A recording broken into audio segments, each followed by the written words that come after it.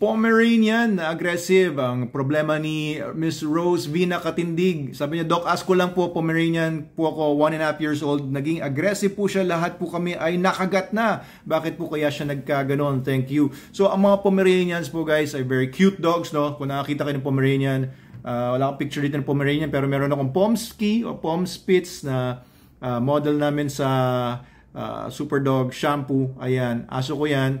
Krinos ko siya doon sa aming pure Pomeranian na si Caramel. Meron silang 3 puppies. And in general po, no, sa almost all the Pomeranians na I've encountered, they're very nice dogs, no, they're sweet dogs, but they can be very alert and protective din sa kanilang mga owners.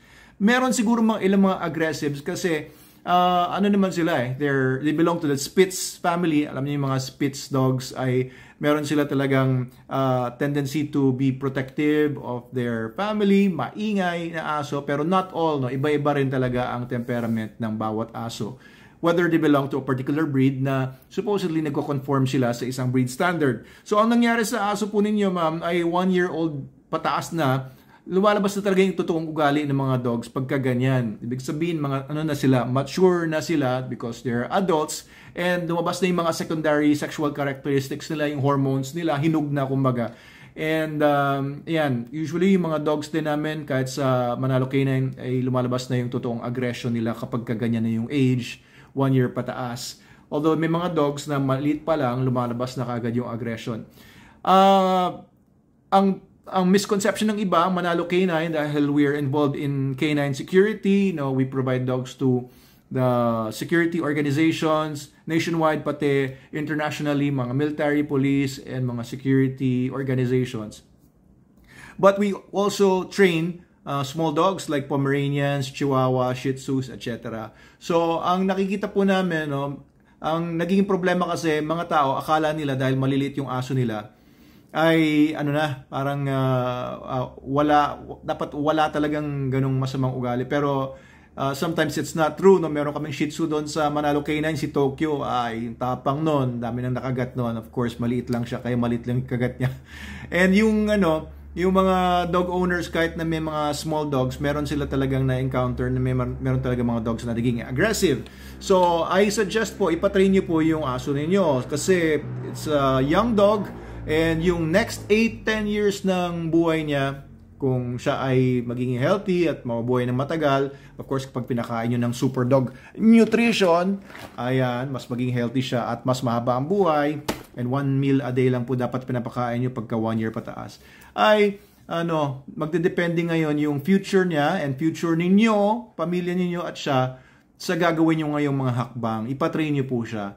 Meron po tayong basic obedience course na 25,000, 1 month po yan, at tuturuan po namin yung aso nyo at kayo kung paano po talaga mag-communicate ng maganda. Meron din tayong crash course na 13,500 na 15 days lang para doon sa mga nagmamadali at saka yung mga gusto ng shorter course.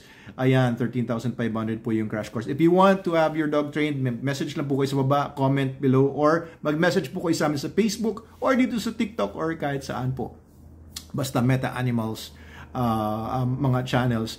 So ito po, maaring iba-iba ang reason, maaring genetic po yung problem ng aso ninyo, maaring namana niya sa magulang, baka aggressive din yung magulang, baka yung hindi magulang, baka yung grandparents, tapos naging recessive gene siya, yung aggression sa parents, tapos lumitaw ngayon sa aso ninyo.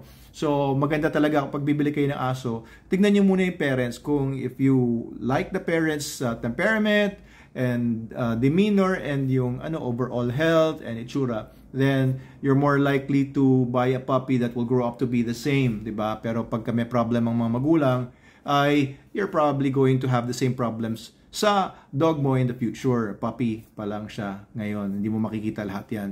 Alright, so pagka po dahil sa genetics, meron naman po tayong mga paraang gagawin para mabawasan or mawala totally yung aggression ng aso ninyo.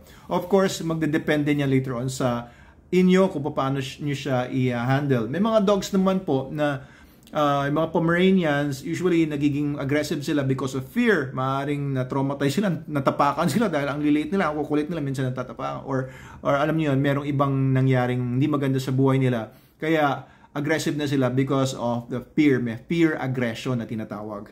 Or yung aso nyo, maaari pong may ibang reasons pa yung aggression niya dahil territorial, so spoiled, maraming ganyan, na spoiled yung aso nila, ginagawang baby, tapos pag nagpakita ng aggression, tuwan-tuwa yung mga owners, yan, ini-encourage nila, lumalabas lalo yung aggression. So, whatever the reason na po, na pwede po namin mag-message na kayo sa amin, evaluate namin yung aso ninyo, maybe we could do or our trainers and you can do a video call muna para masabi namin kung ano yung magandang solution para sa particular case ng inyong dog.